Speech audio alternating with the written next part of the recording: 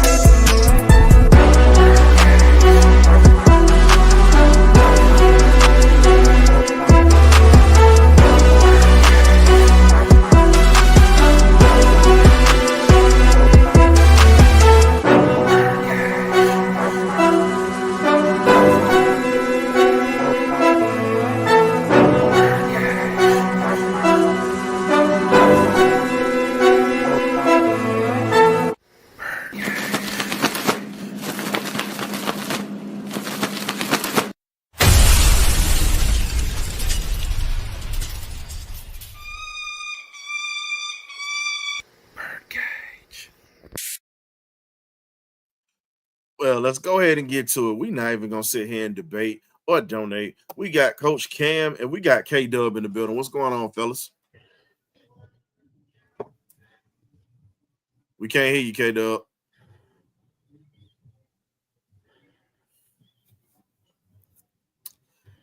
Hey, Cam, what's going on, man? Ain't much, man. Let's get to it. I'm ready for the show. K-Dub, you good over there? Still can't hear you, bro.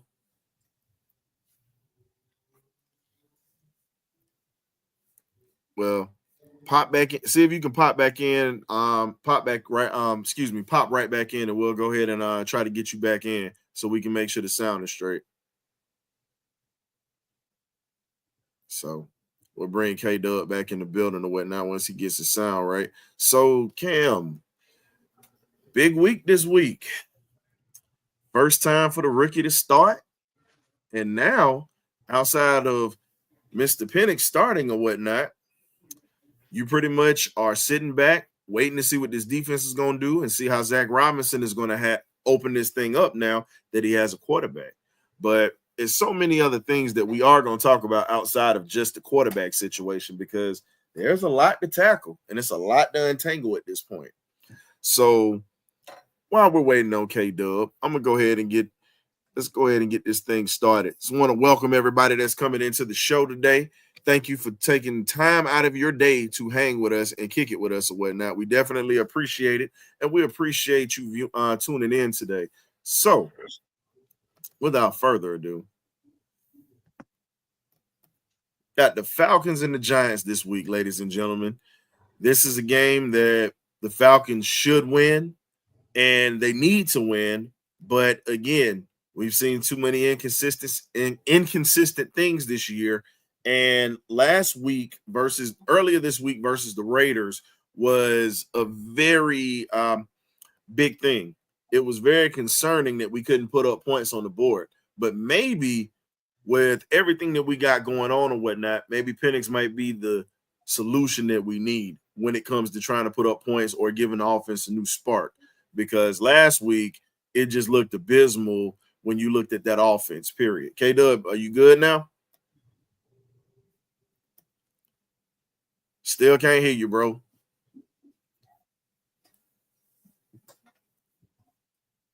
So while we're waiting on K-Dub to get that straight, so Cam, so how do you feel this week when we talk about everything that's happening with this new regime, and now they have their franchise quarterback? Because now you're in a position where you can't go back to Kirk Cousins now that you've benched him. Yep. Outside of you benching him now, you pretty much, the only way Kirk is going to go back is if Penix goes down, knock on wood. And the last time we saw a situation like this with a rookie quarterback coming in and being able to win a playoff game or even get a team to the playoffs was Sean King back in the early 2000s with the Bucs. Do you recollect that? Yep, definitely do.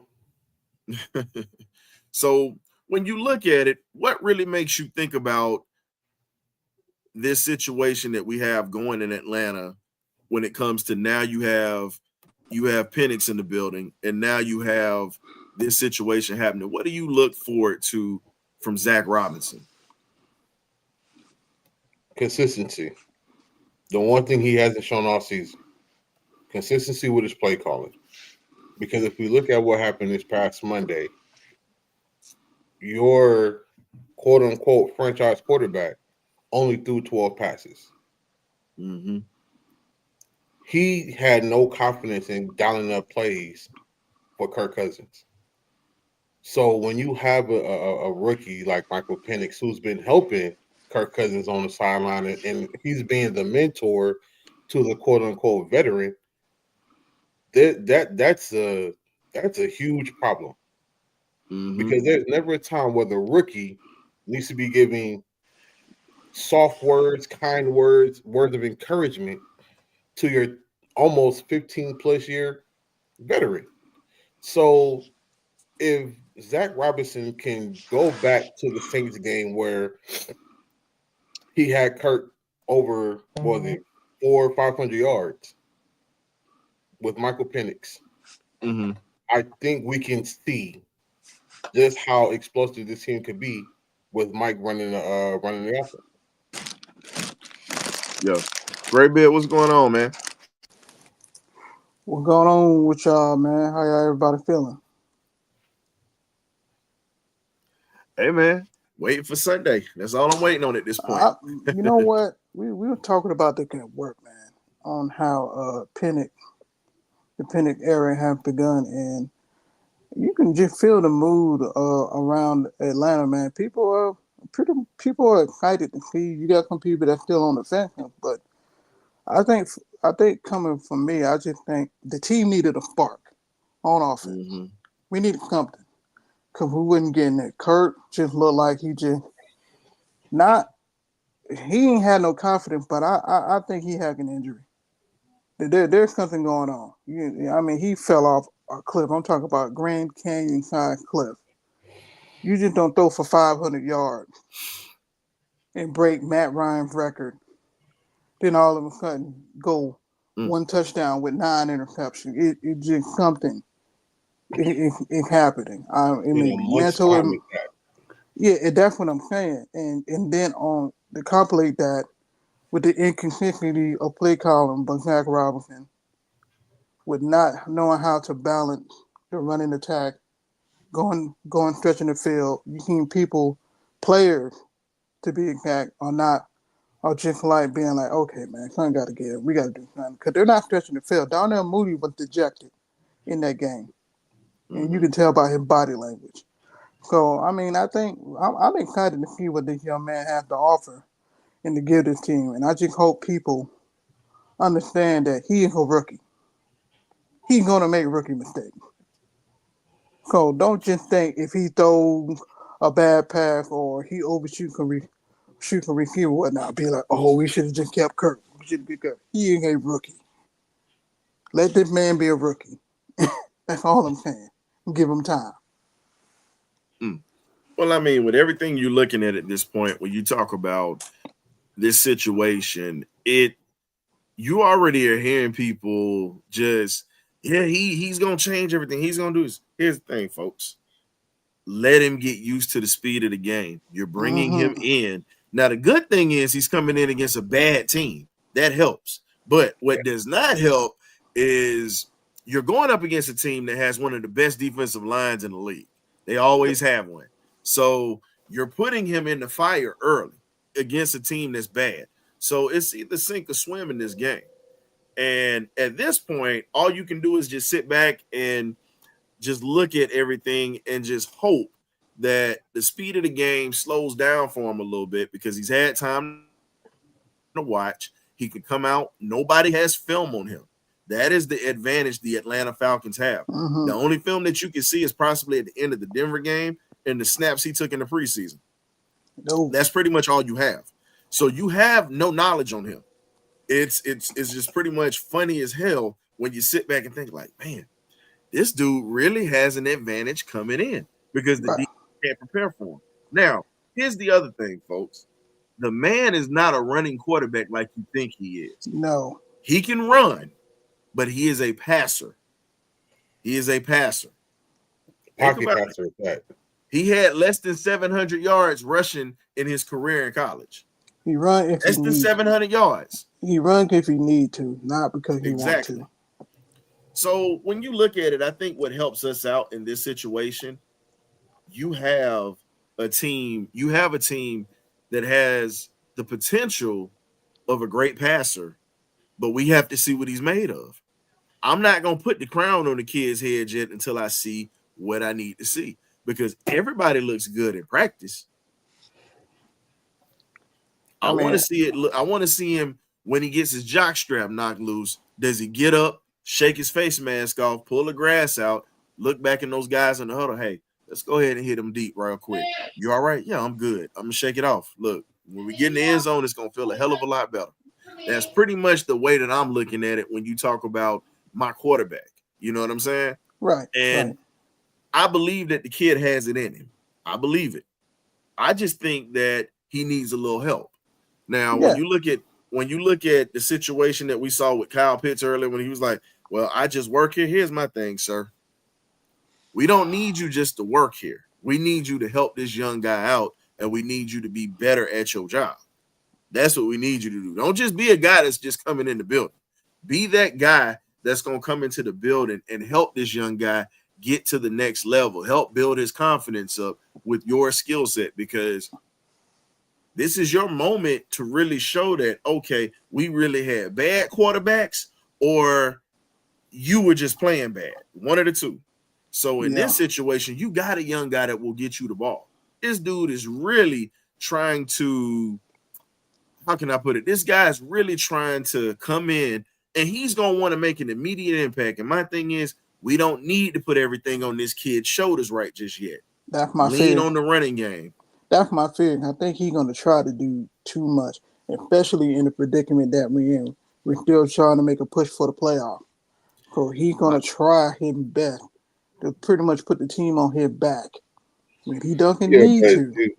If you listen to the press conference he did today, he already said that he wants to lean on Bijan and Tyler on Sunday. He says he doesn't want to do sense. He doesn't want to do too much. He said he wants to get in there, be able to reach the defense, and if he sees a window, he's going to take it. But he said, for the most part, I just want to hand the ball off. He said, I don't want to do too much. I don't want to lose the game. I love that. He said, I'm a team player, and I'm going to do whatever the team needs me to do. So when you have a guy who comes in like that and he's speaking strictly from his experience with the injuries he's had, learning how to deal with different coaches and different teammates, going from Indiana to Washington, coming in, he has a great teacher in Kirk Cousins. Like, let's not take that away from him, because Kirk was in his shoes at one point. Mm-hmm. So Kirk is a great guy, and everyone who's ever spoken on Kirk has always said he's a great leader, he's a great person, he's a great man, and he has no issues. Think about what he did. Kirk reached out to the young fellow, even when he was pissed when he got drafted. Kirk didn't make no bones about it. He was upset about it. But here's the other thing. He loses his job, and guess what? He reaches back out to him and lets him know, hey, it's your time now. Yeah. I didn't get the job done. It's your time. The ball is in your court. And my thing is, when you have a guy that'll reach out and do that, instead of you just hearing it from the coaches or whatnot, he called him personally to tell him that he was giving up the job. That right there is a true leader. That's a guy that I can respect. Because in this day and age, man, you got too many guys that aren't team guys. They'll sit there and get in their feelings and, will sit there and pout and sulk. But he didn't do it. He handled it like a man. You didn't get the job done. So you're giving the gentleman, you're doing the gentlemanly thing. Hey, it's your job to have. This is what you got to do. Guess what? He's still going to be his eyes and ears out there because there's going to be things that Penix still doesn't understand yet. And he's got to lean on Kirk still, even on the sideline. So at the end of the day, let's kill this narrative, Falcons fans. And I'm saying this off the rip. Do not rip Kirk because guess what? We wouldn't be in the position that we in with close games that we've won if it wasn't for him. Yes, he's cost us some games too. I'm not going to sit there and hide it. But you think about it, the New Orleans game, the Tampa game with the spike. Who do you think orchestrated that drive? No, Kirk. He didn't lose in October. Think about it. He never loses in October. Been like that his whole career, even when he was at Michigan State. So he's 2-0 in Monday Night Football. Thank you. So I tip my cap to you, Mr. Cousins. Thank you for the small contribution that you have given to this team to where we are at a 500 record opposed to being where we were last year where we weren't even at a 500 record. So guess what? Now you either sink or swim at this point. And you got to hope that the Bucs lose at least one game. At least one. They got to lose one for us to even get a chance.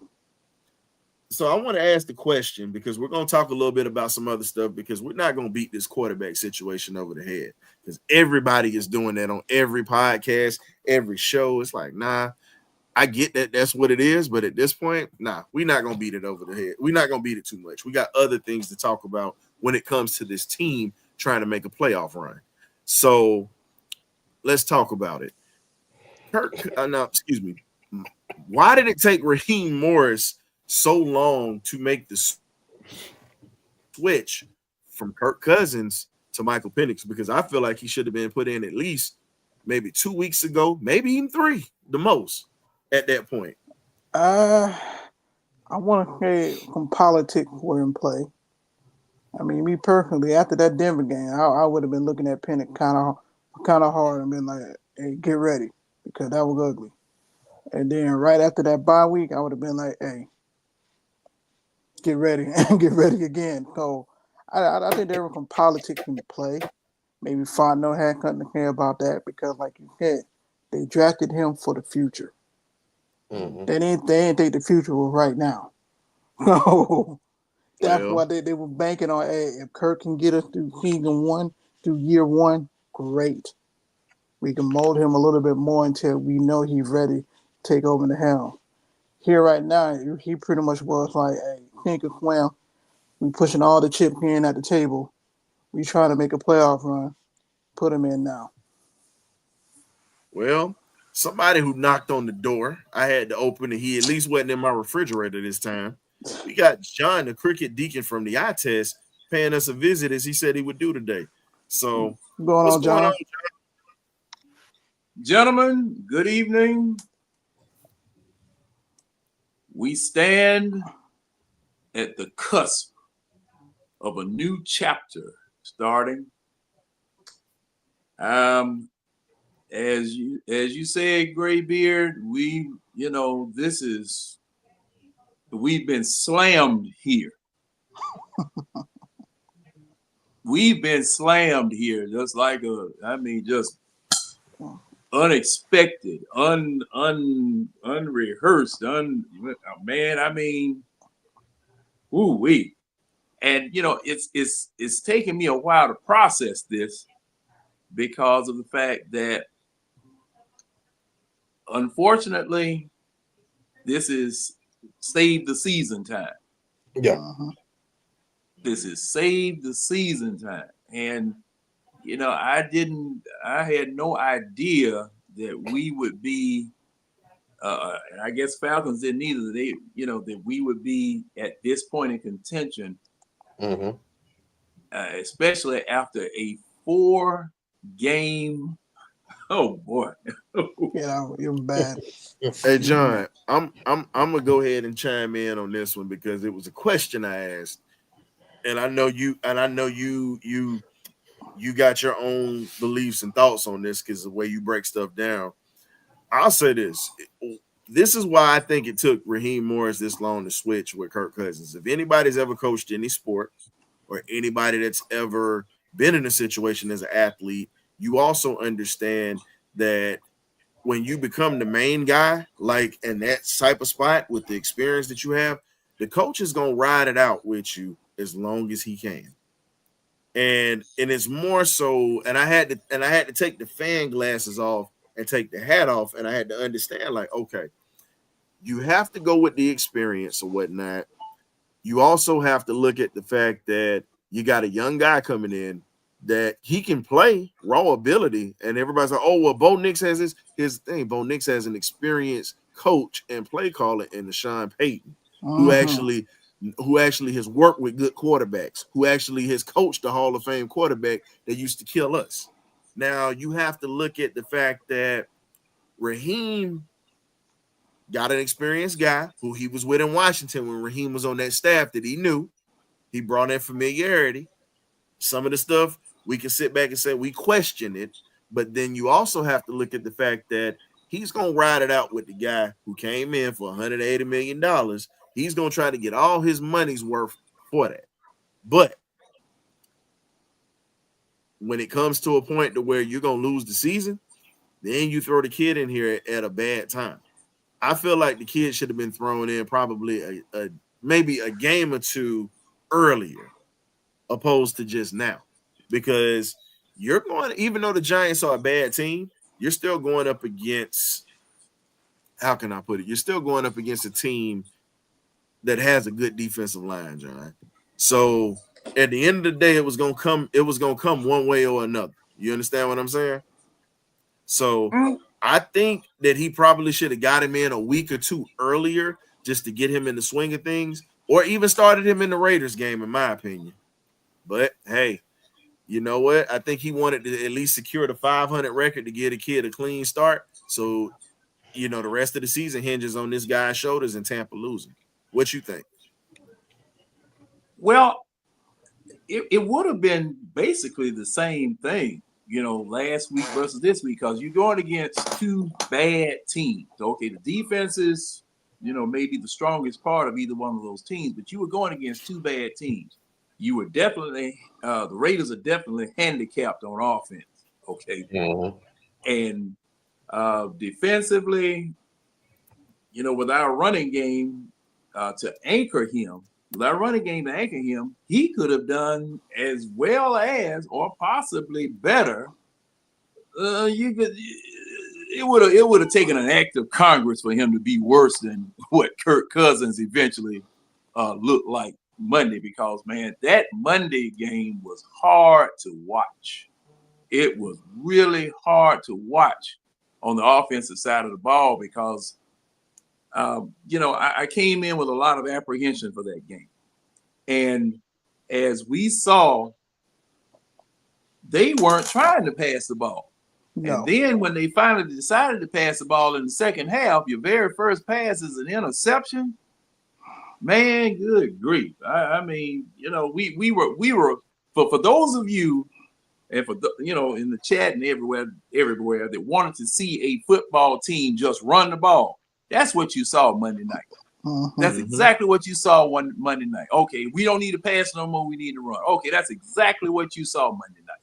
And hands were tied behind backs, playing on one leg, playing with, you know, one eye closed and all that. That's exactly what I saw Monday night. A handicapped offense, a totally handicapped offense with a quarterback, which I'm still trying to figure out what happened to him. That's my overriding question right now. Okay, you say he's not hurt. You say it's a mental thing. What happened? Same thing that happened to Ritter last season. John, I'm going to be real with you. John, we said this long time ago. We all believed that he wasn't 100%. Even though he started to get comfortable, we honestly believed he was rushed back faster than what he was supposed to come back because of that paycheck that he received. That's that. I mean, let's just be honest, because when he was comfortable, he could cut it, and he won games for us this year. And I'm talking about crucial games for us this year. Can't take that away from him.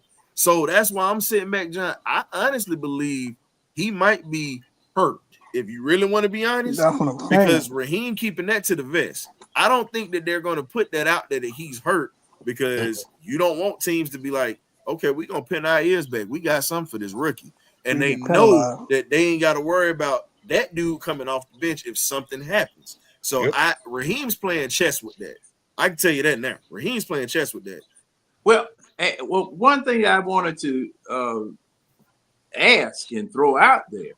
Now, you remember the situation that we got jacked up about not reporting Bijan last year. Exactly. Yeah. See, and okay, we've been monitoring. I know I've been monitoring ever since that one time that Cousins was on a report during the week prior to the game, saying that he was nursing a shoulder injury or something of that nature. But if he is hurt to the extent where it's affecting his play, and you're not telling the fans anything, you're not telling the league anything, are we risking getting jacked up again because you didn't report something that you should have reported? Yes, because see, now that's just like y'all saying, okay, and that's why I'm even asking the question, what's wrong? That's the reason why I'm asking the question, because see, y'all haven't said anything. You haven't reported to the league. You haven't said anything to anybody. You hadn't reported it during the week. And even up to this game, Kirk Cousins 100%. Oh, he's cleared to play. Oh, he's okay. Oh, he's all right. All right. We listening to this, but we're seeing this man single-handedly in the Vikings game. Now, a lot of people don't want to point to one player as the reason as to why you lost the game. But that Vikings game, I'm looking dead at you, man. You blew this. But here's the thing. But you also, in that game, I think the defense, when they got slapped in the mouth the way that they did in that ball game, because it wasn't just Kirk. The defense was straight cheeks in that game. Straight cheeks. They folded in the fourth quarter. And guess what? I think it was a reality check that said, no, we played good early at the beginning of the year. We had the world champs shook in the Chiefs. We had the Steelers not even in the end zone. Like, we got to get back to what we was doing. And you can see that defense is figured out, as we said, or whatnot, what he's doing. I can tell you that now. Now, and also the Chargers game. Because, see, I've always been a proponent of watching the offense to see whether they put defenses in bad positions, where they have to defend short fields, whether they're not holding the ball long enough for. I mean, it was times when the Gatorade man would come around to try to give the defense some Gatorade sitting on the sideline. He wouldn't get a chance to pass out but 2 cups. So when the next time they got on the sidelines, them jokers were going after the Gatorade man like the post office delivering paychecks on the first. Where am I at? Doggone it, I got to go back to work. Can we address that last post that you put? I think what he mentioned is that, Kirk Cousins did throw 4 interceptions the previous time that we played when we had Matt Ryan. But here's the thing that you're missing. He didn't throw 9 consecutively during that season. So we're trying to see what happened during his play when he played to the Cowboys all the way to that 4-game losing streak. Because he fell off the Grand Canyon side cliff. I got a stat for you. I know you sitting here calling him cheeks, but he's never thrown 14 interceptions in the season at any time in his career. Exactly. This is the first time that he's ever done that. So if you're going to call a man out, make sure you call out his whole history. Because, again, I wasn't a fan of him coming. I wanted, and everybody in here tell you, I wanted Russell Wilson. That was who I wanted to come to Atlanta. But I got to ride with the cat that had the logo. I just had to ride with him because guess what? That was my quarterback at the time, my starting quarterback at that time. But again, all I can say is this here. We all know Zac Robinson's playbook was limited because of what he could do. You're playing a guy that's coming off an injury, a guy that still has to get used to this offensive coordinator, and it was what it was. OC had to get used to his quarterback, and that wasn't his guy. He had to get used to playing. He had to get used to playing in a pistol. He had to get used to playing in this offense. The offense is different for him, even though it's of the Sean McVay, that Sean tree. McVay. Yeah, thank you, Sean McVay. The terminology is definitely different, and the way Zac Robinson calls his plays, a lot of it is coming out of the pistol formation. Kirk's never played in a pistol. He's mainly played under center his whole career. This year, he's only of the play action that we called this year, it's only been like 10 or 15%. The majority of Kirk's career, he's played play action football 60+%. All his passes are off of the play action. So him learning how to play in a new system and getting used to new receivers, calls, terminology, the whole nine, it affects him. And when defenses know he can't run, they're not loading up the box to stop it. They're forcing him to beat us with his arm, and they know he can't do it. So his arm strength has drastically fallen off. Like, it's almost non-existent. It's like watching Drew Brees in his last year in New Orleans. It's like watching Matt Ryan in his last year. Or Hey, man. Hold up. I wouldn't trust A-Rod as much as I would trust a doggone Mississippi pimp in a room full of prostitutes. You out your rabbit mind. You out your rabbit mind if you gonna listen to A-Rod. A-Rod. Hold on. Aaron Rodgers at this point. Aaron Rodgers is cooked. The same guy who has a worse record than the team. Yeah, exactly. Well, at least this quarterback that is losing his job.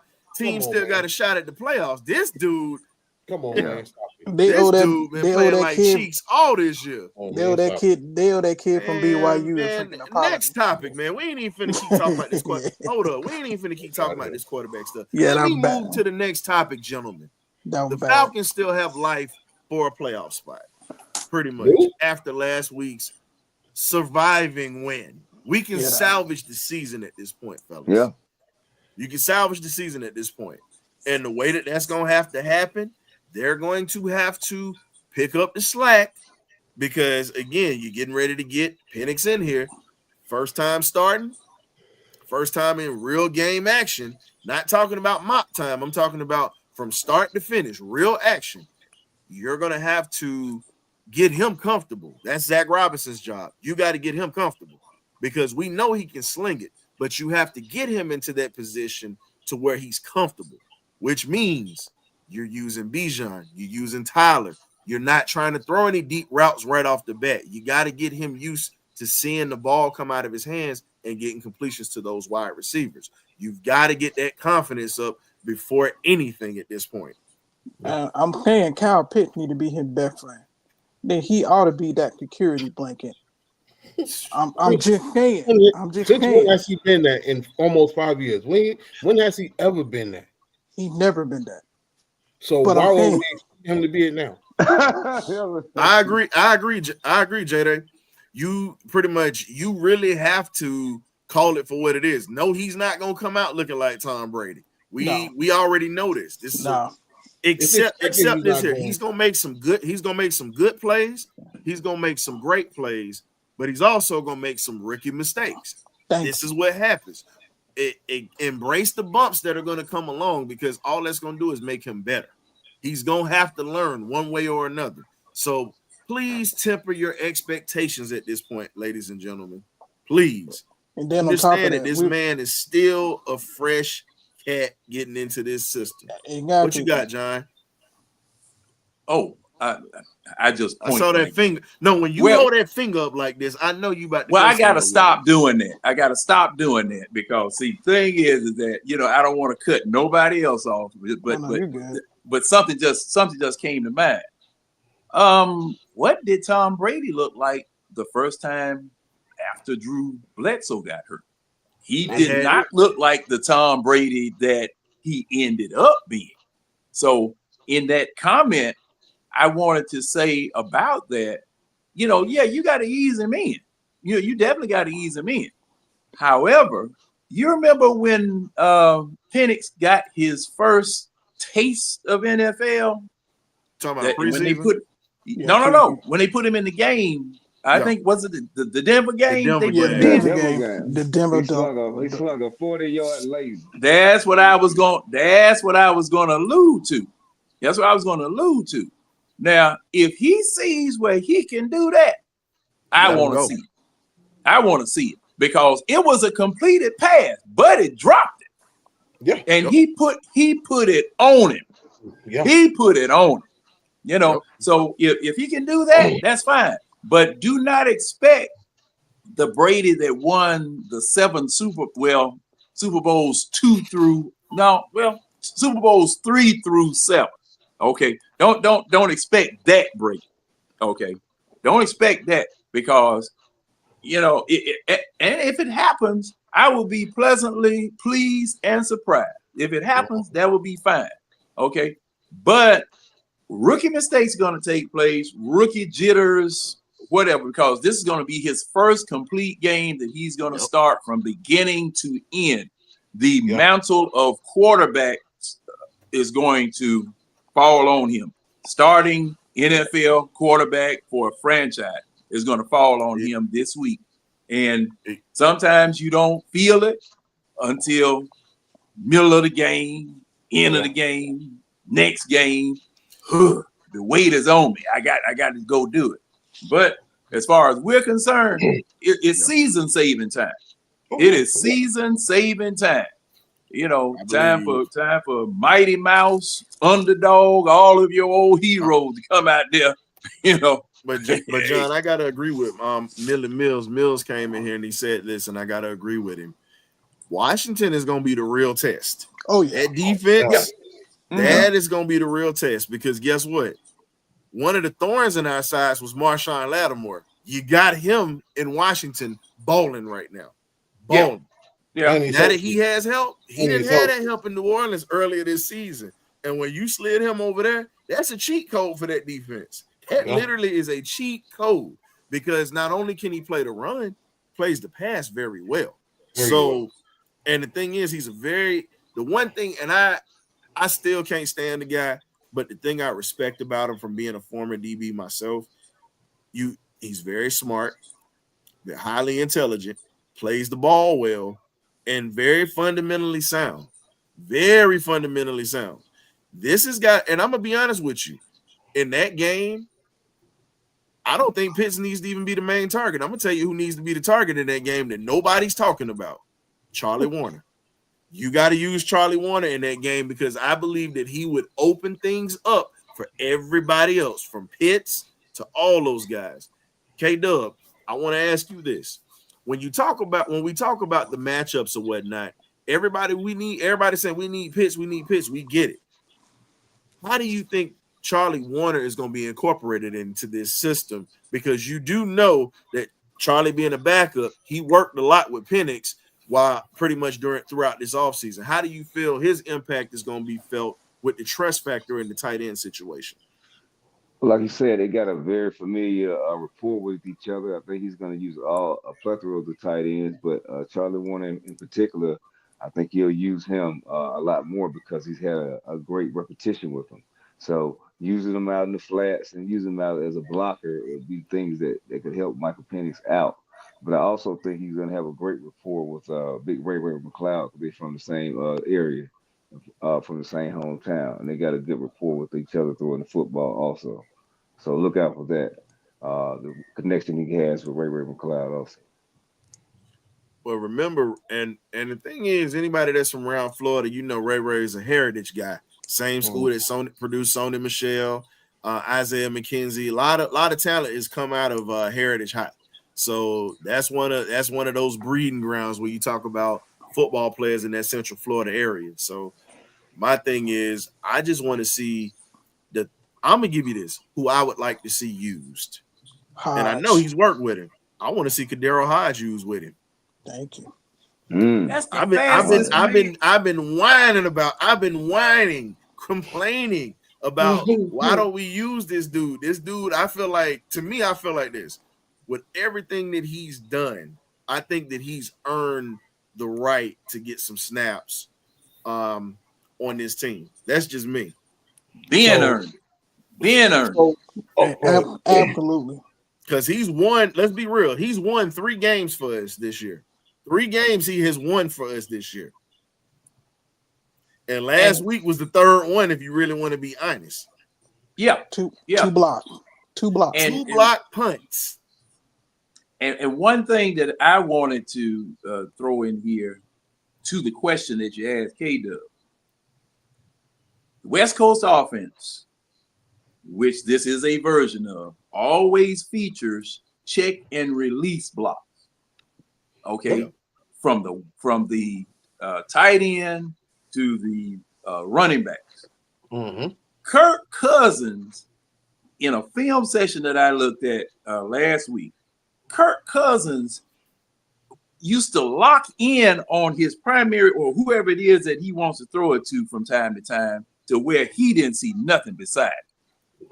There you Kyle Pitts, as well as what the tight end you just mentioned, man. This Charlie old- Warner. Charlie Warner. Charlie- This old age man. I don't even know what my name is unless y'all tell me what it was. Spot me 2 letters.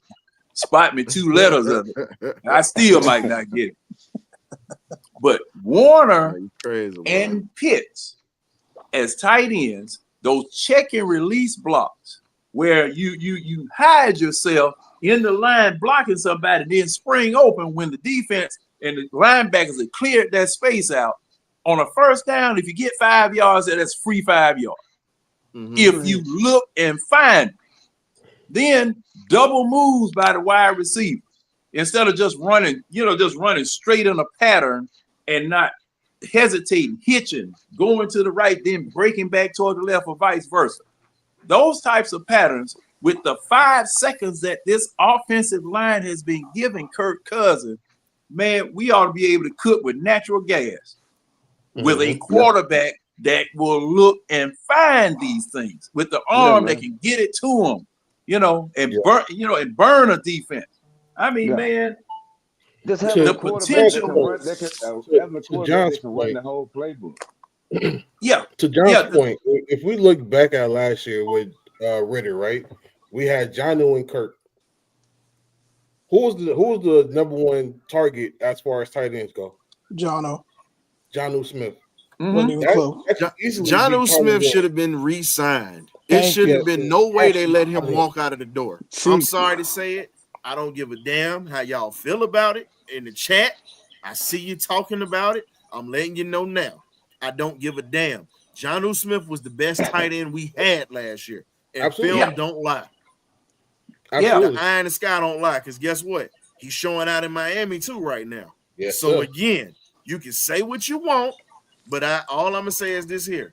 I would have paid that money. I would have invested that money. It's 2 players that should have not been cut. Jonnu, Calais Campbell. Hell, even Bud Dupree shouldn't even been let go. Yes, Bud been showing out in Los Angeles with the Chargers. So again, when you really look at the core of players that we had producing, they didn't want to pay those guys, but you're seeing where we're struggling at all those positions that you didn't want to pay. Yeah. But we ain't gonna sit here and turn this into a Kleenex corner moment where we gonna sit here and cry about it. It's just not happening tonight, Cap. We got too many good things coming our way and a lot of good news that has already happened this week. Also, Younghoe Koo, ladies and gentlemen, has been placed on IR for the year. Younghoe Koo has been placed on IR, so he will not be point shaving for the rest of the season, ladies and gentlemen. So now, what's wrong with it? What's wrong with it? It was his hip. Ain't nothing wrong with It was his hip. See, this is what I'm talking about. But hold up, let me get the name of the new kicker that we have. There's a gentleman by the name of Riley Patterson before you go on your soliloquy, John. Riley Patterson is the new kicker that we have that has signed, and he was on the Cleveland Browns practice squad, but he's played in the league. Go ahead, John. Yeah, now they downplayed that man's the kicking hip now. The kicking hip. The Falcons downplayed that injury, saying, "Oh, he all right. Oh, he's okay." And now an injury that took place weeks ago, has now put this man on the IR. Yep. Man, boy. I don't never think they said he was okay. I just think they were trying to play through it, but he just couldn't. But when you're but did he show up? Did he show up on the injury injury report? Nope. Hey, They put him on the IR. No. I'm talking about last week. No. Week before that. No. They didn't do that. They didn't do that He last never week. showed up on the injury report ever. Not once. Nope. See, that's my problem. That's my problem. You know, y'all ain't said nothing about this man being injured. So wait a minute. So I got to give y'all you guys Riley Patterson's career. Now he actually was with us in 2024 earlier this year, but we cut him down to the practice squad and sent him to Cleveland. But he's been to Minnesota, New England, Detroit, Jacksonville, Detroit, Cleveland, Jacksonville, Washington. He's been bounced all over for the rest of this year in 2024. But I'll say this: the kid has a leg. The kid has a leg, and he's an 88%. He's an 88% kicker. So he can drill him for you. So here's the thing, Cam. This is how many kicks he's made in his career, and he's made 59 field goals. He's attempted 67, so he's only missed 8 in his career. The longest field goal was 53 yards, and he's got 50 touchbacks in his career. So the kid got a leg on him. The question is, can he find a home? Yeah, and we looking for if he don't miss no kicks, he will. Yeah, there you go. He kick us to the playoff and do something. Oh, he got a home, but cool, it's over with. I've been on your table. Hey, all I can say is this, man. We saw that, Dre. What's going on, Dre? It would be nice to have Calais Campbell to come back to Atlanta if we could bring him back. We got the money. We didn't spend any money in free agency. Why not bring him back? Damn, yeah. Let him play that zero technique. My thing is let him play the zero technique. Especially when you got Troy Anderson, forever IR. Yeah, exactly. Forever on IR.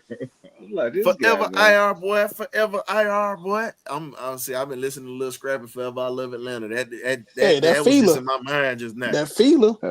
Boy. Boy. Call him Mr. Forever Injured Reserve. I'm not he need to be cut. Hold up. Hey, William, he getting ready to take your nickname. We might as well call that man Mr. FMLA because that joker stay in the darn hospital bed. I mean, stay hurt.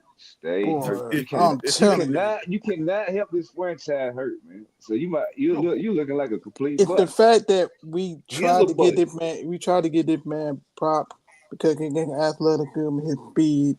He's a football player. He's a project. You don't develop a linebacker in the league. He got to be already there. That is a hard position to do that. But he should have been a straight edge rusher. We skipped over a bit.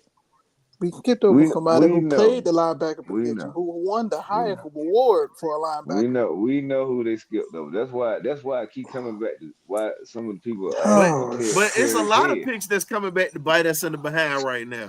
Let's just be honest about it. They are, I'm just saying, but that's why a lot of people are calling for Terry's head in some instances. So whoa.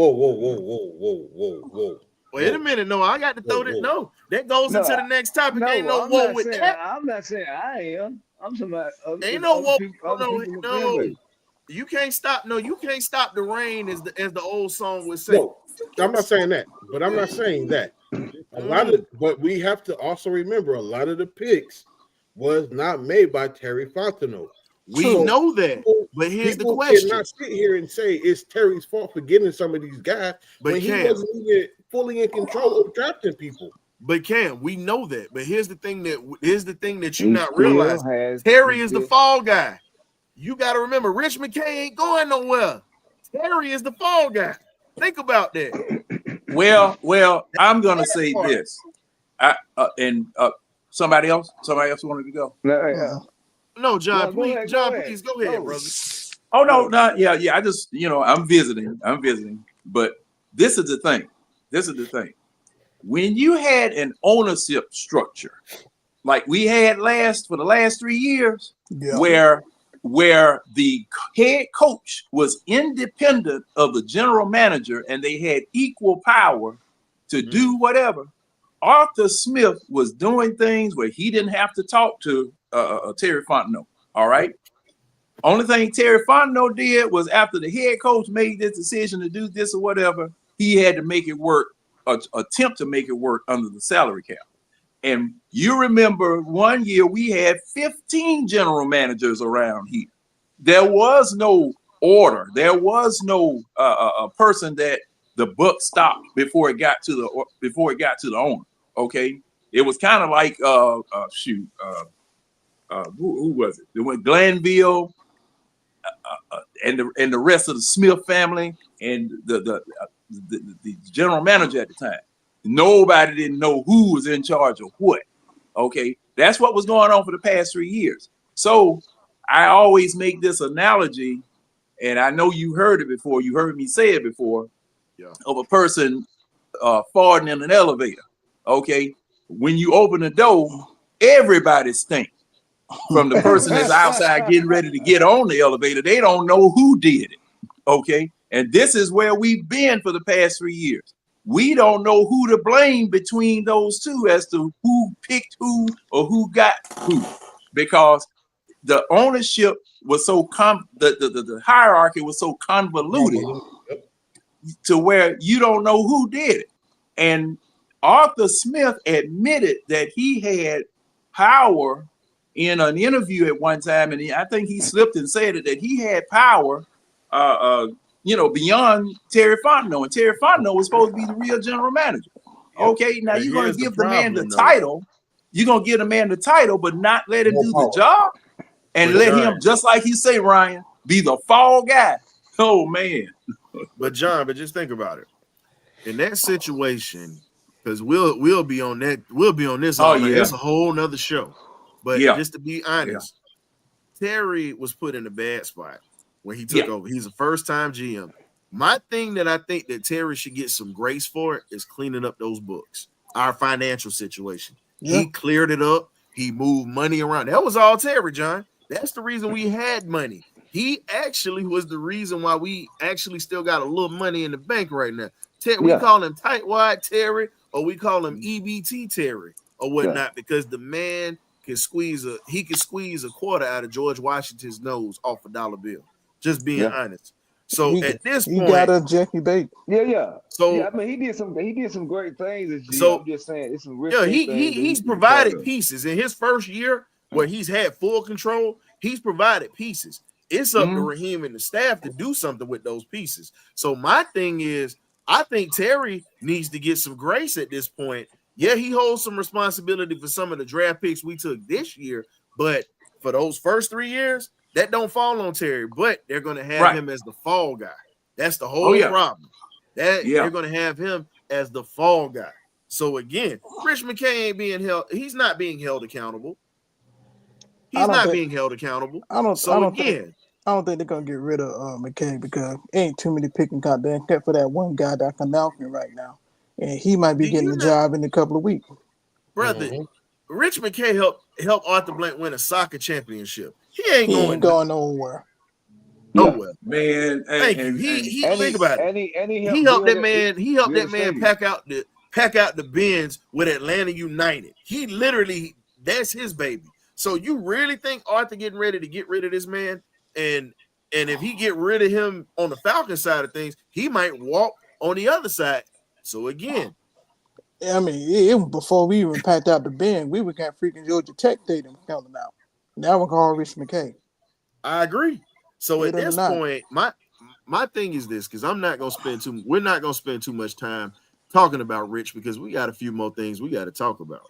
But Terry's job, I don't think he's gonna get fired, but I believe the hot seat is gonna be on for him, unfortunately, if they don't reach the goals of at least getting a wild card spot or getting the division. If you don't win the division, you got to get a wild card spot. That means you got to beat Washington to take their spot. That's how that's gonna have to go, and you got to win out. And it's possible that you can win out. Just got to take it one game at a time. As we say, all us in the military, we always used to say it. When we were getting qualified for different things, and it seemed like it was a whole lot, how they tell you to eat a whole elephant? One big chunk at a time, and you're drinking out of 2 fire hoses, you got to turn the pressure down some. So that's the only way that these guys can do it. So it's one game at a time. It's a one-game season for the rest of the season with these 3 games, pretty much. These are playoff games now. Win or go home. So speaking of that, we're gonna talk about this defense a little bit this evening. The defense is finding ways to get pressure and keep the offense in games. This is something that we have not done in a long time. Consistently. Dre, I answer this behind the scenes, bro. He still got some pull behind the scenes, and he's also on the the rules committee or whatnot. Yeah. Off the blanket, letting him go. He got pull, bro. So he's still on football related business, just not directly with the Falcons 24/7. That's all. But getting back to it, the defense has generated pressure and the defense has generated turnovers.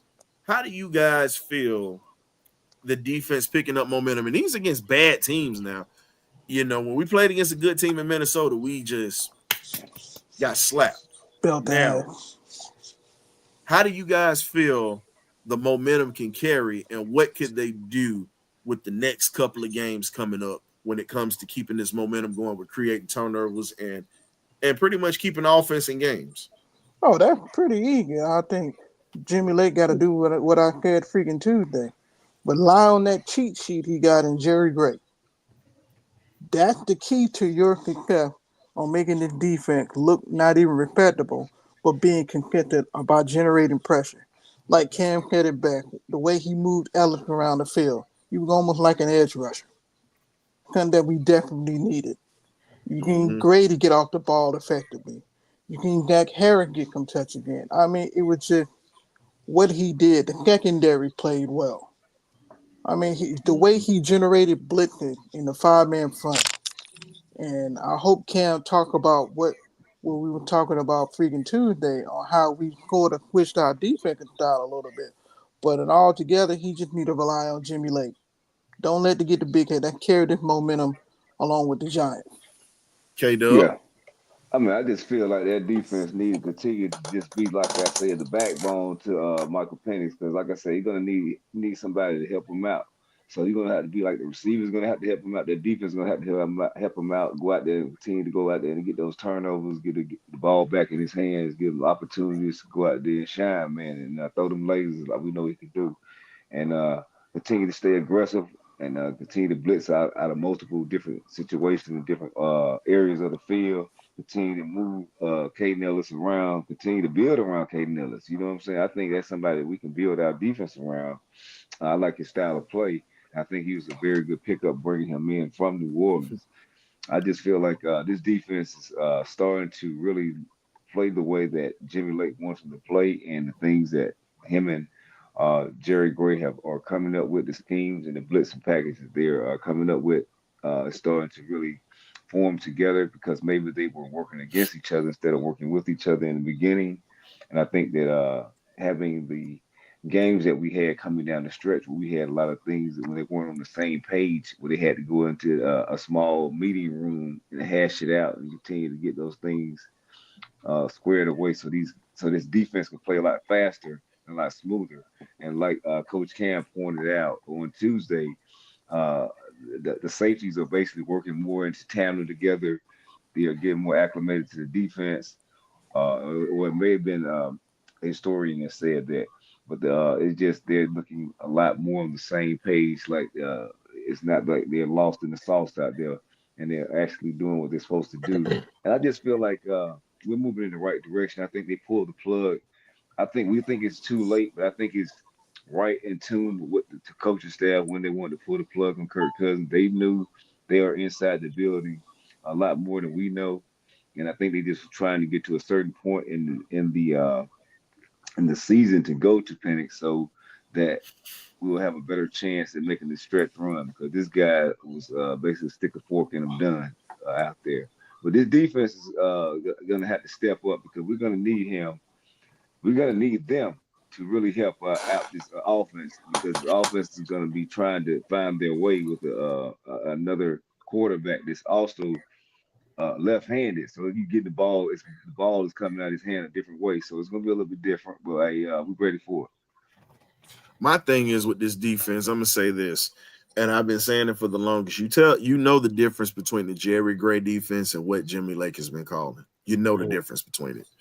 And what I'm saying is this, and I've been saying it all year. Jimmy Lake should have never been brought in as a full-fledged DC. He should have been an assistant defensive coordinator. If you were going to bring him in, Jerry Gray should have been the man in charge, and Jimmy should have been learning how to run a defense under this man. Because, again, as I said before, Jerry Gray's been there as a player. He's been there as a coach. So he understands both sides of the game, and he understands how to help these guys. Because how many times can you sit back and say you're being coached by a former first-round pick that was a multiple time Pro Bowler, and was definitely a vital part of that Rams defense back in the 80s, and then also with that Houston Oilers defense in the early 90s that was going to playoff games even though they were losing. You know, he was a part of those teams. So when you look at it, the man understands defenses. And if you look, and this is the other thing, I'd like to see my safeties blitz a little bit more. Just gonna be honest. I need to see my safeties blitzing a little bit more. You got two guys that are physical that will come downhill. It's got to be some packages where we start calling cat blitzes, or we're calling strong safety blitzes, or we're calling free safety blitzes. You have to be able to mix up the pressure, bring these guys in, and cause a lot of disruption. You cannot just sit in the same base and play conservative. As one of the legendary architects and pillars of the Grits Blitz defense, Mr. Dewey McClain, said when we all were at the party and watching the Saints and the Falcons, guess what? Prevent defense gets you beat. It prevents you from getting a win. Those were his exact words. So again, when you get in a situation with this defense, you cannot prevent them. You got to let those boys hunt. I get that you're nervous, but guess what? The reason this defense was so good last year was because they were allowed to hunt. Mm-hmm. So, speaking of hunting, let's go ahead and hunt for another situation. Can Zac Robinson finally open up the offense with a dual threat quarterback who's a better passer than he actually is a runner? He ran for less than 700 yards in college. So again, you got a guy that can pass the football. How does he open this up? What do you open it up with? Coach Cam, I need you to break this one down, and then we'll go around in the round robin and whatnot. What Zac Robinson can do is tailor the game plan for Michael Penix. You don't want to throw him straight in there and just have him start gunning it. Let him get a feel for the game. Give him a couple screen passes here and there, quick slant, stuff like that. You want to make it easy. Give him some easy reads so he builds his confidence.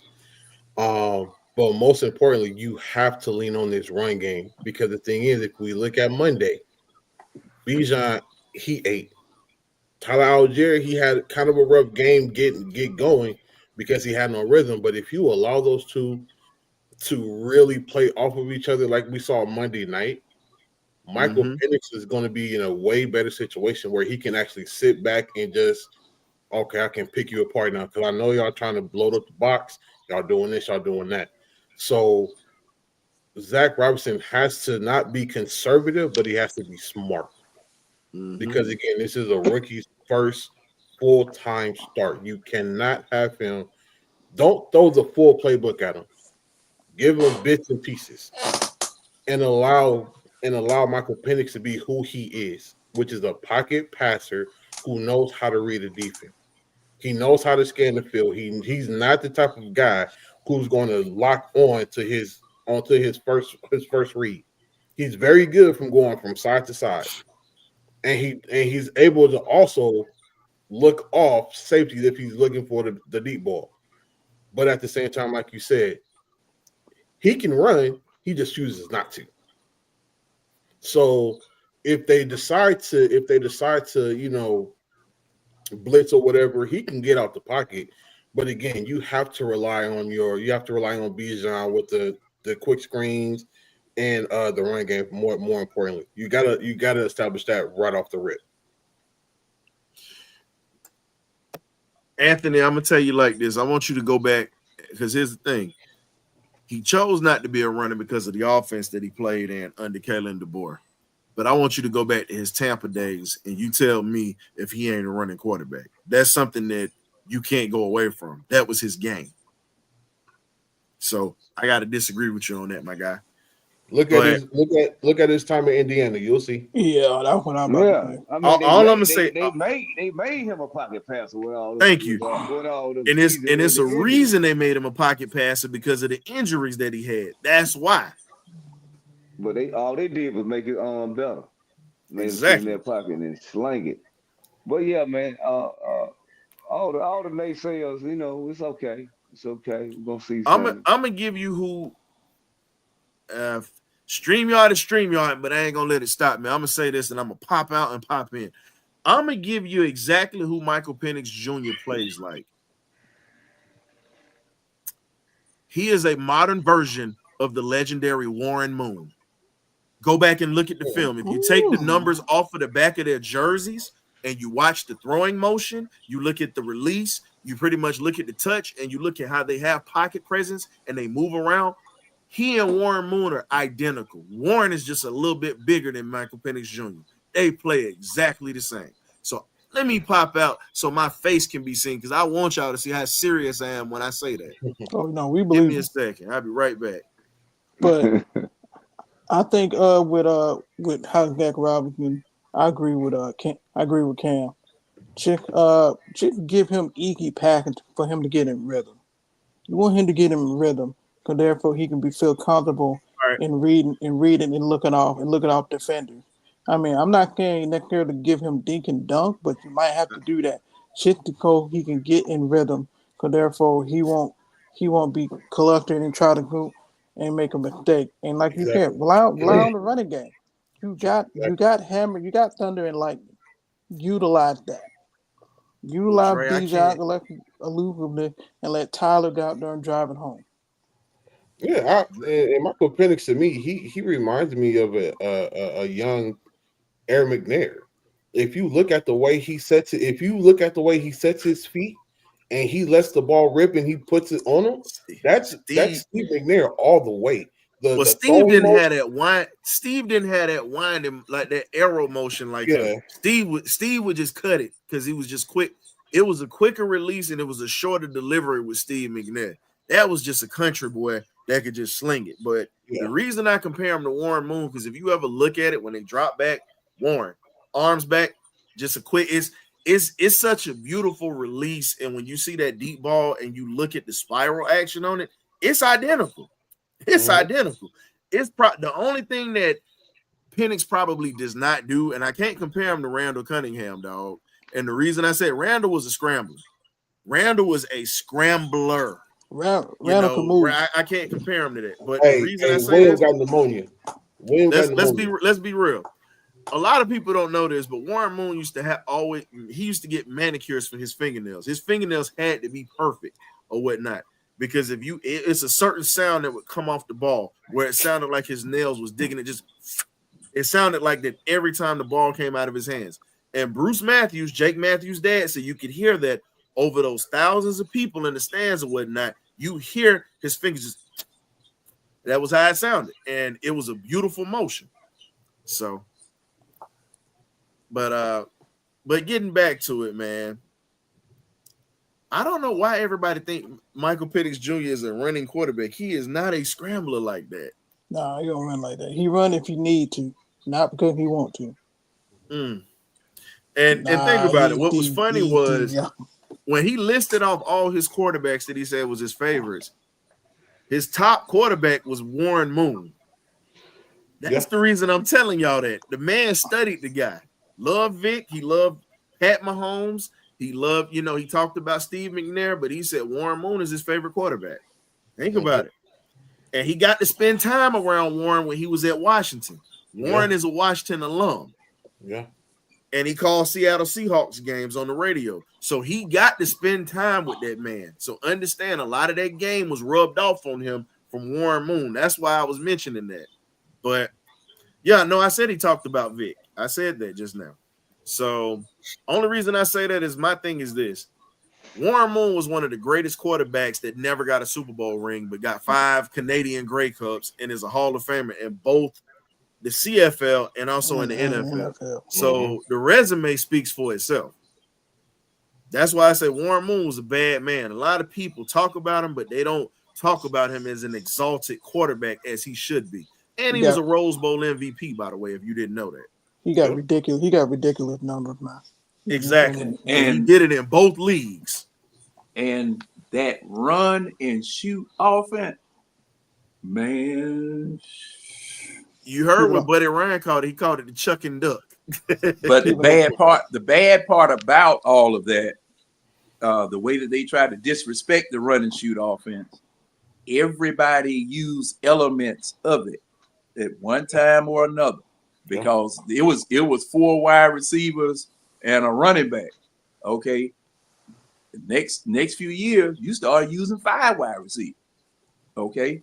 And Kevin Kilbride, that offensive coordinator that used to be with him down there in Houston, New York Giants picked him up. They won. They instituted elements of the run and shoot up there with the Giants. 2 Super Bowls with Eli Manning. Think about it. With Eli Manning. So see, my thing is that, I know why Buddy Ryan was doing that, because Buddy Ryan, they used to be talking about the offense all behind the back. But it was a mess up there.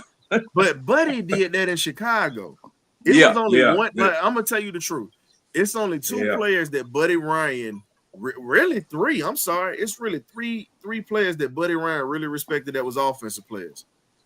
Walter Payton was at the top of his list. He said that because he said Walter would punish his defensive players, and I'm talking about the 85 Bears defense that was killing folks. And he said, you know what, we can't do nothing with that dude. Doug Plank came on this show and talked about how Walter baited him. And when he hit him with that stiff arm, he said, I thought twice about trying to take a shot on him in practice. He let me know what it was. So, and the other guy he talked about was Joe Namath. Joe could pick you apart, bad knees and all back in the day. Other guy, Georgia Bulldog legend, Fran Tarkenton.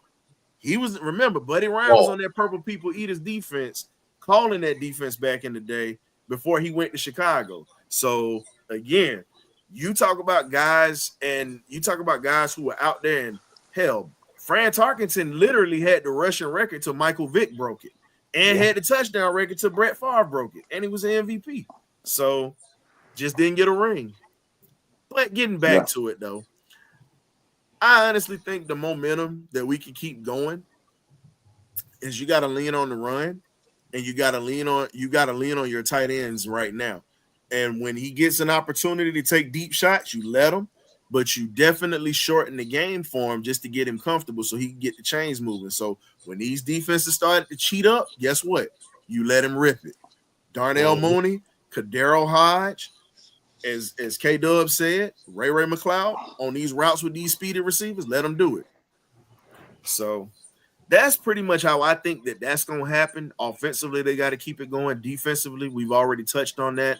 But the Bucs could possibly lose to the Cowboys, folks. They're playing a little bit better right now. Unfortunately, I'm a Cowboy fan. I need the division rival to beat them. I need either the Aints or the Panthers to handle business with those jokers. I don't know. Carolina is playing much improved football, and freaking and that quarterback have played significantly better. That man freaking apology, but because he's been playing like football.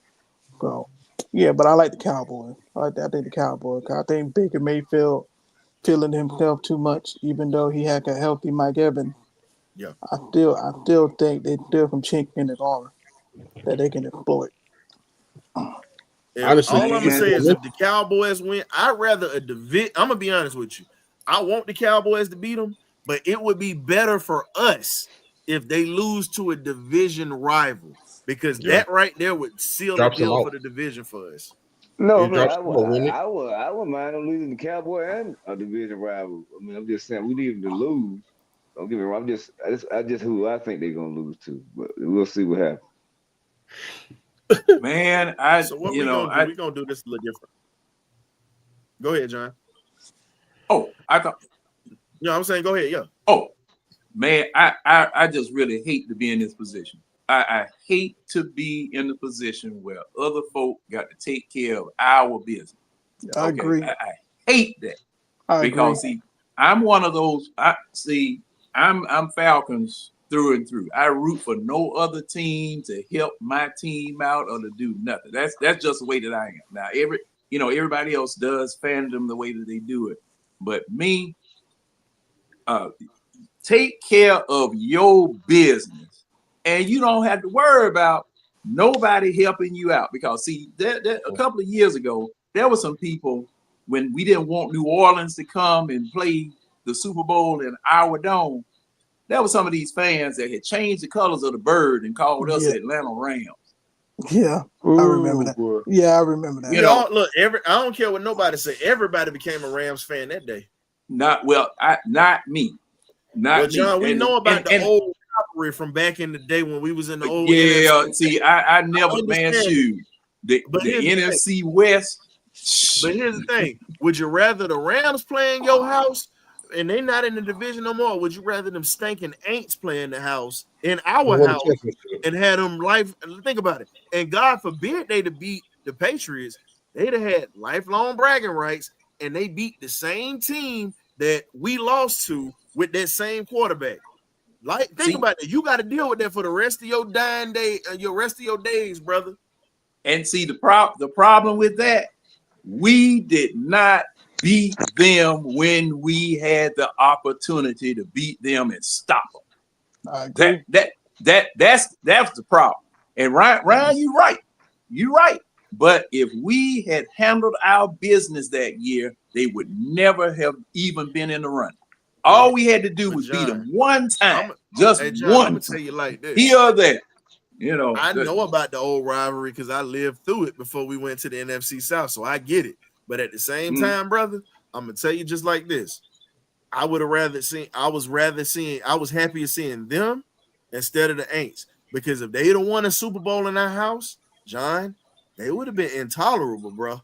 I mean, intolerable. They already bad now when they mess with us about having no rings. So just think about it. If they would have got a second ring in our house, we'd never let that down, John. Never. Think about it, bro. Yeah, I understand that. Think about it. I think 28-3 is bad. John, that would have been incumbent on the fans to handle that. You know, whenever it would come up in the stand, we would take care of that. I want you to take, man, John. Half of the damn fan base is as maniacal and as soft as a box of kittens with a pillow that you can lay on top of. Come on, man. They ain't gonna fight nobody. Hell, it was a New Orleans fan beating the hell out of an Atlanta fan in the stadium, and they just standing there watching. Yeah, I remember that too. You sitting there talking like, ain't nobody gonna look. Ain't nobody gonna throw. Look, the only red and black that's gonna throw hands in that stadium is Georgia Bulldog fans. Let's get that straight. Dog fans will fight. I tell you that now. After what we saw, I don't trust. Look, if I get in a fight, I don't trust. The only cats I'm gonna trust in a fist fight if I got into one in the stadium, I'm trusting my Birdcage family. I'm letting you know that now. I trust my boys right up here that you see on this screen because we done been through some stuff. So at the end of the day, it's just like this here. I probably might be one of the only ones outside of my boys that would put hands on the Saints fan in our house. I just need a reason. So exactly. Well, give me an itch. I just need a reason. Give me a reason. Give me an itch. Well, John, see, that's why I don't go. Just have your 2x4 ready. That's all I'm gonna say. If we I got a short one. I carry. Hey, I strap that short one. I always strap that short one just in case. You man. go to Hey, Tampa State. just like in that movie Walking Tall with Rockhead, that 2x4 was weighing jokers out with that thing. But let's get to it, man. I'm gonna do a little something different tonight. Y'all got to work with me. If you got to leave, I understand, because work and all that stuff. We're gonna do a little something different tonight. We're going to open this up to the fans for about 10, 15 minutes. Let them come in and let them tell us how they really feel. Because the other night, you know, it was a lot of stuff going on, but we got a good amount of folks in here tonight. So I'm going to open up the chat for a little bit, and we're going to talk a little bit about the rest of this season and how y'all feeling about it. So if you want to come on, you can come in, but you got to be on camera. You cannot be eating food, a whole meal in front of the camera. We got to have some decorum in here, ladies and gentlemen. Let that man live. If you take a sip of water, we fine with it. It don't matter. But you will not be eating a whole smorgasbord in front of us while we're actually live on social platforms, man. We got to keep some kind of decorum in here. Yeah. We hungry. We hungry. We hungry too. Fact. Where that? Hey, but we try to be professional here. But we hungry too. We want to eat. Come on, man. Good. Hey, grief. man. Hey. All I need me is a quick little 2-piece, and I'm good. Boy, I wish Mick and Winter would open. I ain't lying, boy. That 2-piece snack went. Look, that 2-piece snack wasn't nothing to mess with. Man, y'all stop. Can y'all stop that? Cause see, now I will leave right now, go to the store and get that 6-pack of chicken wing and fling it in this deep fry real quick. Man, you look. You know what?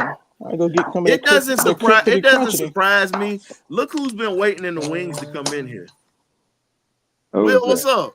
Will. Oh boy, Mr. FMLA. You got a couple of minutes, man, because you be hogging up the camera from all these other viewers, dog. Why he laid up? Hey.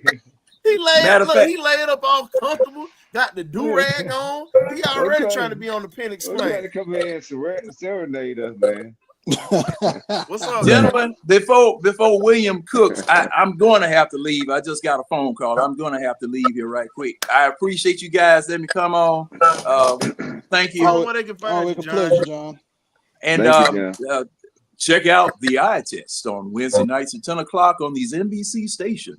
We will be discussing the Falcons and whatever happens with this game that took place this past Sunday. Hey, really appreciate you guys. Hey, John, I know I'm going to see you on DeMond's show. The Hawks up 60-60 right now on the Spurs. You might, but yeah. I appreciate you coming through. Okay, hey William, what's up? I'm glad you ain't hungry no more, man. You know. Oh no, I'm bad. You know, I man, you sitting up there eating like a refugee. I mean, hey, John, it made it bad. Was he had a pile of food on the table? That was what made it bad.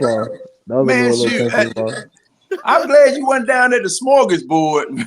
You said, hey, if he was at an all-you-can-eat Chinese buffet, they'd put him out.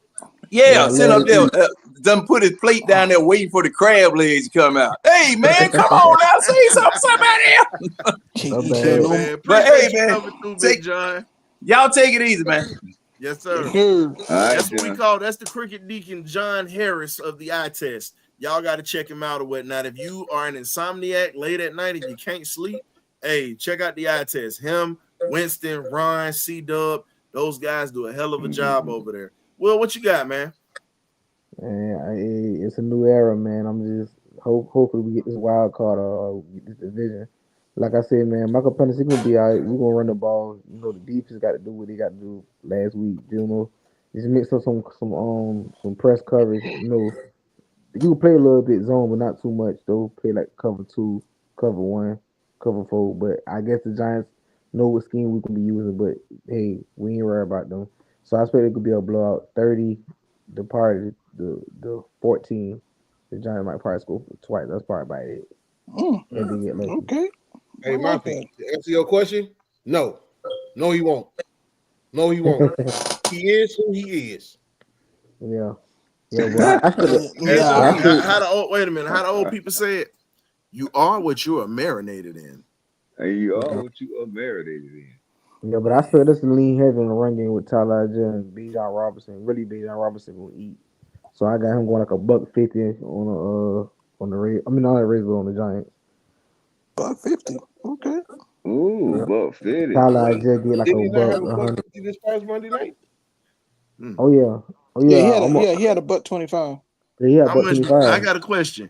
Are you gambling on this? Because I think the way you come in here, you talk about numbers and stuff. I think you got a bookie that you dealing with. And look, if we ain't getting no piece of the action, you ain't finna do that up in here.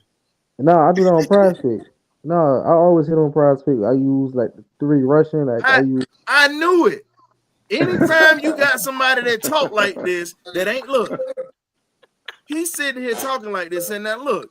Now, if I was to ask you bracket coverages and really get deep into it, I would love to see what you say. But you talk like a gambler. That's why I say when I listen to you talk, I'm like, this joker over here talking. This joker talking numbers like he about to go gamble. And sure enough, you be putting them damn tickets in. See? Yeah. Hey, man. I might time to go to Vegas and gamble. Time with me some money. Who will be in the Super Bowl might win. Never know. How much money do you definitely put on that every year? Because I know you put money on that every year. Yeah, I can't get to the Super Bowl. Nah, I ain't bet really on the Falcons this. I mean, I bet us to make it to like have a 10-7 wins, at least getting like a division or a wild card. But I expect us to get in the playoffs though. You know, a lot of teams sleeping on us because they thinking we ain't gonna finish out strong. But now we got Michael Penix in, and he don't have to do too much. He just could rely on the run game, and we just got to worry about killing Gregory. And I think he'll be fine though. He'll be fine. Just don't turn the ball over. So he'll be all right. I give him like the second game, the third game, he gonna eat up probably around Carolina. Can we talk about that for a second? What you got? Hey Wolf, man, the link is in the chat, man. You can come on up in here if you like to, bro. We got our boy Wolf solidified.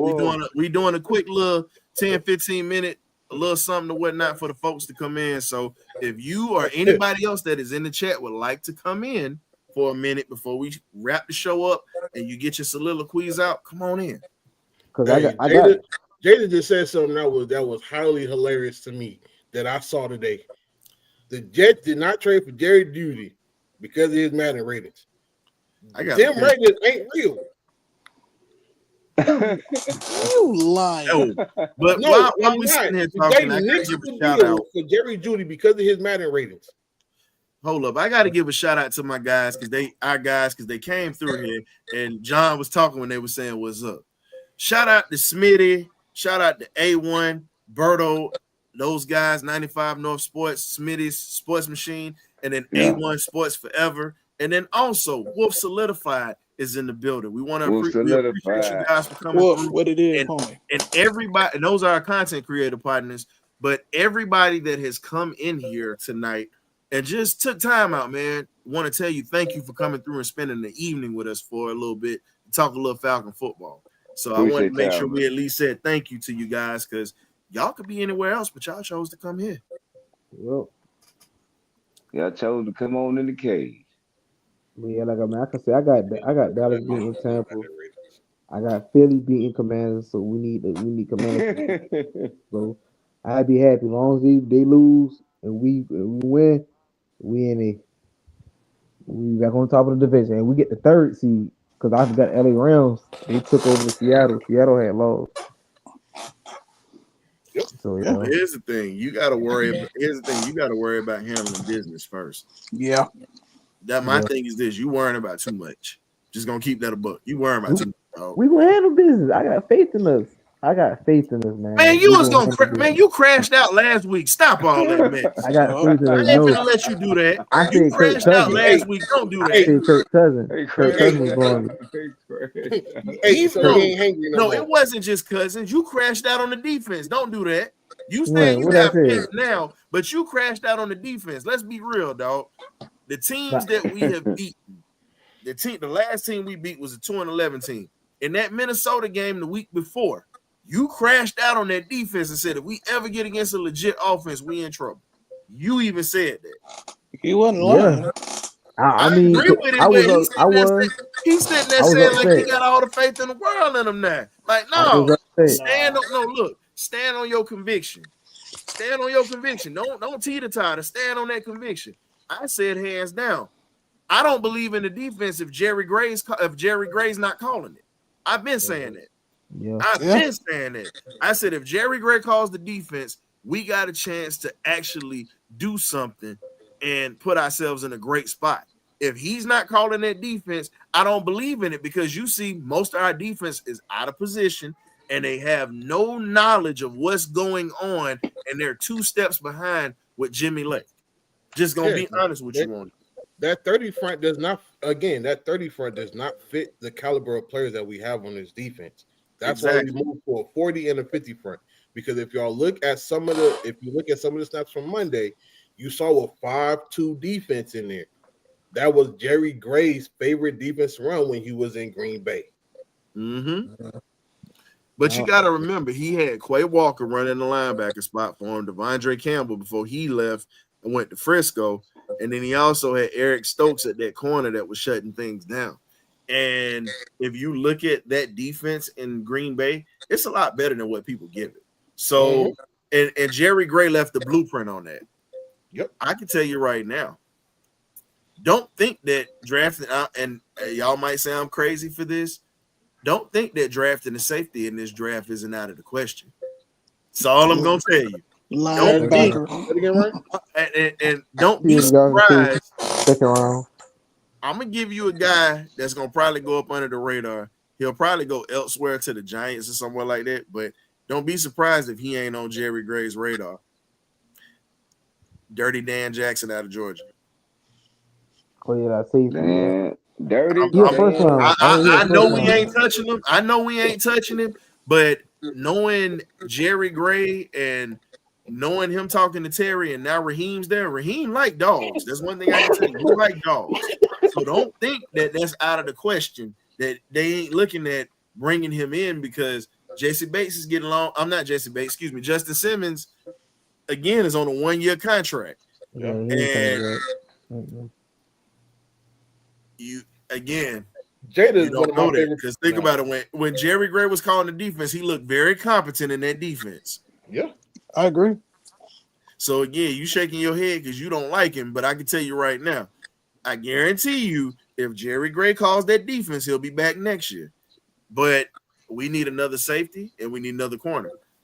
I get Helms is still here, but we still got to see what he can do because he's coming off an injury and we don't know right now what he's going to be like. Is he healthy?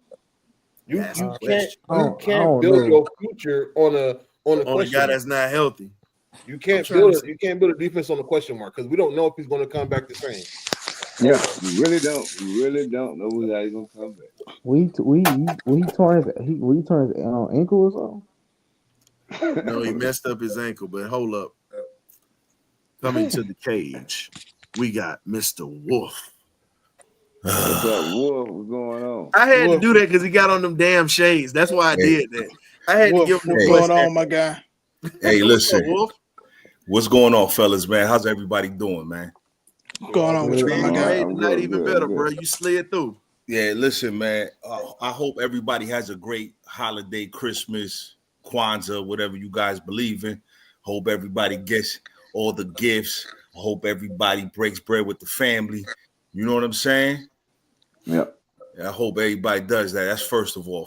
Second of all, let me just say the Birdcage, one of the realest on YouTube, one of the realest shows on YouTube. You feel me?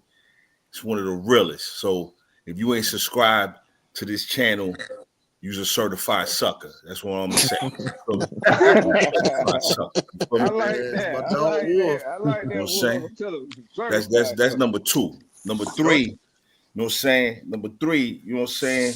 It's a lot of angry birds out here. You feel me? It's a lot of angry birds out here. And you know what I'm saying? Like, it's a lot of angry birds out here. You see what I'm saying? A lot of angry birds out here. Yes, sir. You see, you know what I'm saying? I'm not worried about the 9 guard. I ain't worried about the 9 guard. Mm-hmm. I'm worried about who's running this organization. You see, it's a bigger. we gotta think, right? Because the only thing they want us to think about is what happens on that field. Correct. You see, the Wolves don't worry about what happened on the field. I'm too old to be worried about what's happening on the field. You see what I'm saying? I'm not a starter investor. I don't need acorns to get rich. I don't do acorns to get rich. I'm not a 20-year-old. You see what I'm saying? I'm worried about the organization, the leadership of this organization. You see what I'm saying? That's why I say I'm worried. It's the leadership that I'm worried about. I'm not grabbing my do-rag. My do-rag been in the closet with Memphis Bleak when Bleak had the do-rags popping back in the day. I ain't worried about no do-rags. I know people ain't. You guys are. I know the Birdcage paying attention, but the people in the chat, you better pay attention what's going on with this organization leadership. Because a couple of months ago, Terry was cooking. He had the salt, the pepper, the Goya beans, all types of stuff, the collard greens, the chicken, right? All the vegetables was on the table. Now, all of a sudden, we're missing some ingredients around here. Oh, okay. Oh, okay. Hey, Wolf. Also, I just put your channel out there. My guy Wolf's got his channel back. He's doing his thing. I put the link out there. So if y'all like what my man is saying right now, he's got a ton of this on his channel. So you show this man some love, like and subscribe to his brother's channel. We all think about it, up in here. right? Because listen, look, Ryan, they be acting like at K-Dubs, everybody on here. I see the coach on here, William Amy, Gray Beard. Listen, they trying to blind us. The Washington game was already set up for Nine Guard and Jaden Daniels. It was already set up for that. Nobody seen that? Yeah, I seen it. We put the pad 1 o'clock. It's supposed to be 9. Yeah, nobody seen that. And Wolf, here's the crazy part. And I've been saying this, bro. I said this up front because we said this during the draft. Because K-Dub wanted Penix. I wanted my man that's down there in Washington. I said either one. And we talked about this. We said regardless of it happened, we need either one of them quarterbacks, either Daniels or Penix. We both said this in the offseason. Yeah. His prediction was right. Mine was wrong because I honestly thought that Washington was actually looking at Penix. Dan Quinn just went away from him because of the injuries. But Raheem took a chance on him, which I think was smart because, again, IQ was high. The man understands how to read a defense. The man played in Kalen DeBoer's system, which is a high-powered passing game. You know what I'm saying? I'm just glad it ain't working down in Alabama right now. Right. Alabama is sitting at home like we are, which is beautiful. Right. Now,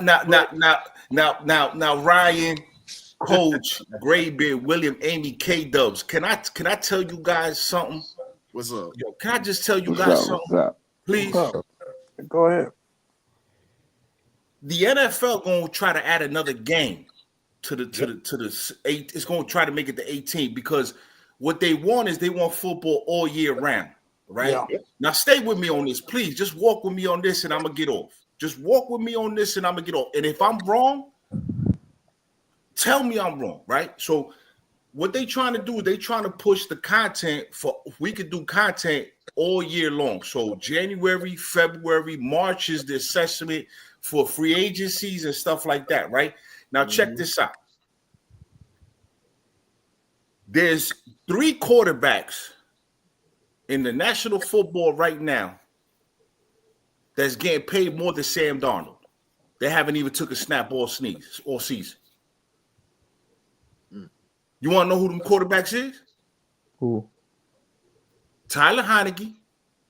Yeah. Trubisky. Yeah. Tyrod Taylor. They getting paid more than Sam, and Sam got the Minnesota Vikings in the playoffs. You see where I'm going with the assessments? Yeah. So was Terry not doing his job in March? Yep. I believe Terry was doing his job in March. Okay.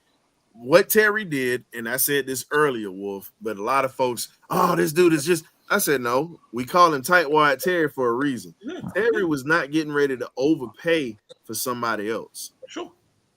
That's Now the watch. whole Now thing. watch the market next year for the quarterback. The last quarterback I mentioned, It's going up. it's going to go up. Now, when people use the word elite and average, this is why the elite quarterbacks are always talked about nowadays, right? Yeah. It's the reason why you have a person like Jake Paul making the most money in boxing, because it's a show. They Entertainment. try to give you a show. Yeah. You see what I'm saying? The NFL has turned into the WWE. It's a storyline every day now. Yeah. With writers, and I don't know if it's scripted. I don't know. But it damn sure look like it is. It It's definitely feels like It do look like It's it's good. scripted. Right? Yeah, that flag game had me scratching my head. I'm like, what? Right. So what I'm saying is Arthur not making a sacrifice? Because it looked like he's making some sacrifices. But what I'm saying is, just walk with me to see why all 32 owners of that's going back to the meetings. You know, they have meetings every year. They're trying to get the quarterback salaries down because a lot of these average steer the boat quarterbacks are making the most money. Yeah. Okay. Well, if you know who that started with, though, let's be real, dog. Before Pat Mahomes got his money, before he got that money, that man started with that Dallas Cowboy quarterback, Dak Prescott. Right. Don't nobody want to talk about how he drove up the market. And Jerry was started willing with to pay him, and he started with Deshaun getting a fully guaranteed contract. money. Yeah, he got fully guaranteed. And then think about it. Pat Mahomes pretty much got a lifetime guaranteed contract with the Chiefs. That's pretty much what that was. Mm-hmm. And he can with the way he's doing it, he's going to always readjust his contract because he's going to get paid on the back end. But what he's doing is allowing money for great players to come through. It was a setup, and no one saw that. No one saw that. The problem is, as we've said this here, Wolf. Yeah, we've had chances to draft certain players and have them. But guess what? When I spoke on the scouting department, and I've said this for the longest, the scouting department does this team a disservice. Sure. Yeah. They miss out on talent all the time. Yeah. And we put ourselves in positions to where we hurt ourselves too. Exactly. And has anybody heard from Blake Bortles? Has anybody heard from Brock Osweiler? But here's the thing, Wolf. Brock Purdy and Jada said it just now. Yeah. Brock Purdy is getting ready to reset the market. Sure. He getting ready to reset the market. Sure. Yeah. Because now it's just like hey, listen, and we can get into Ryan.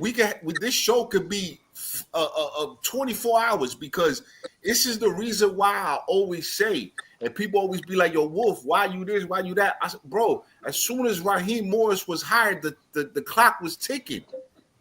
But yet again, in San Francisco, Kyle could blow 2-3 Super Bowls and still have a job. Yeah. Steve Wilkes can't get in the league. Brian Leftwich can't get in the league right now. I said that was one of the guys that we should have looked at as an OC. I said, hey Ryan, hey Coach, because Coach. So I'm assuming that Coach Cam knows this. The last winning record Chicago had was under Lovie Smith. Yeah. Yeah. Oh.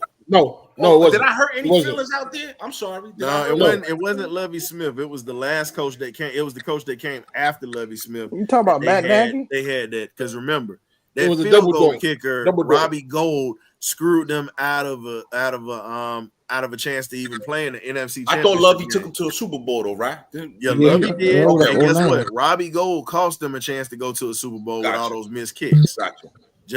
Think about it. He did the same thing in San Francisco. Gotcha. So again, it is what it is. Why we got Chuck Smith working for the Baltimore Ravens? You see what I'm saying? We've been saying this, bro. He been in our back. He been in our backyard. He been in our backyard. Strong of a personality. That's Terrence Mathis is one of the greatest receivers in Falcons history, and he has to go to Morehouse. And there's no disrespect because we support HBCUs here. Yes, he had to go to Morehouse to get a job to get looked at, and this is a man that coaches young receivers that are in the NFL off the cuffs, just like Chuck Smith does, and actually helps develop players. And you're not trying to bring this man into Atlanta to help develop your receiving core, to help your offense. He was on the team that went to the Super Bowl. So was Chuck Smith. Another guy that you can talk to that can possibly help your pass rushers, Cornelius Bennett, who definitely will be a Hall of Famer eventually one day. Sure. But we went a little over time tonight. Yeah, hey, Ryan, I'm sorry. No. Because see, I know Ryan. you will. We'll be that. Look, we'll be in some philosophical topics, and this will last for another 3 hours. I know how this would go.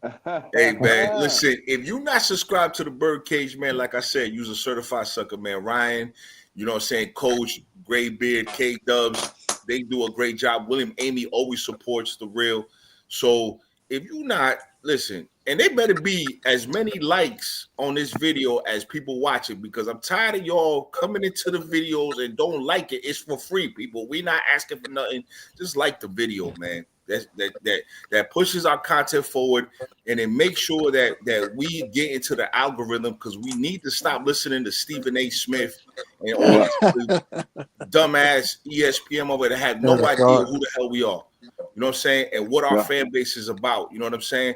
So, you know, because I got to deal with a bunch of these New York stupid analysts that always talk about the Falcons in a bad way, and I try to address them hand over foot, foot over mouth, whatever. So, man, like these videos, man. Please like these videos. Please share out these videos, man. And these content creators, man, they come here and they give you all the time that they have, and people got to work, people got families, and we're still here, bro. Loving our Falcons, loving and hoping that one day we could get that Super Bowl, man. That's all I'm about, man. I'm all about positive energy, man. And the Birdcage is definitely somewhere where I could go and just let off some steam, man. But listen, if I don't talk to you guys, man, listen, man, let's have a great holidays, great New Year's, and let's get. And I'm not worried about the game at all, Ryan. I know you're gonna probably do a preview, but I'm not worried about the game at all, because Michael Penix is gonna go bananas. I believe he's gonna go bananas against the New York Giants. So you know what? You about one of them only jokers that's around that Jersey, New York area that I definitely don't mind letting you come in here and spit like that. I got love for New Yorkers. I just talk trash about them. But, I got you. But Raheem, but you know, Raheem got me looking at him sideways, like, hold up, bro. Yeah. You know.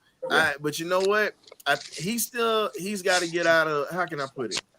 He got to get back in my good graces, because like I told everybody on Tuesday, and this is what I'm gonna wrap it up with. Yeah.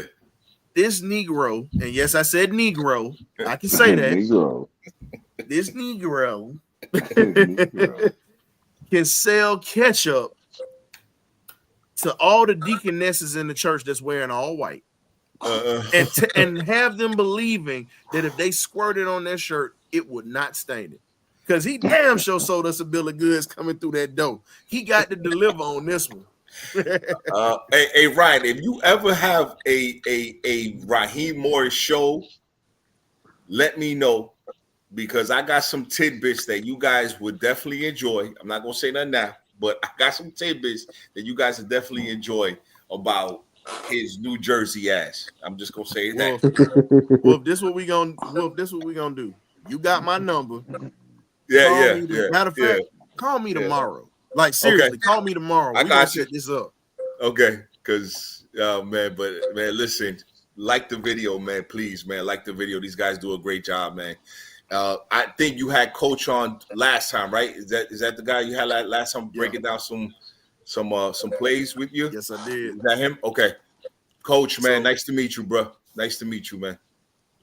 So we definitely gonna wrap this up now. It's been a hell of a lot longer than what we thought. It was worth it. Great content that was put out there all the way around. 15 minutes turned to another half an hour, as y'all can see. But it's all good though. Shout out to my guy, Wolf Solidified. Check this man's channel out. Wolf Solidified, please. This man tells the truth, nothing but the truth, and he stands on it. And he don't need a Bible to put his right hand on. That's how he doing it.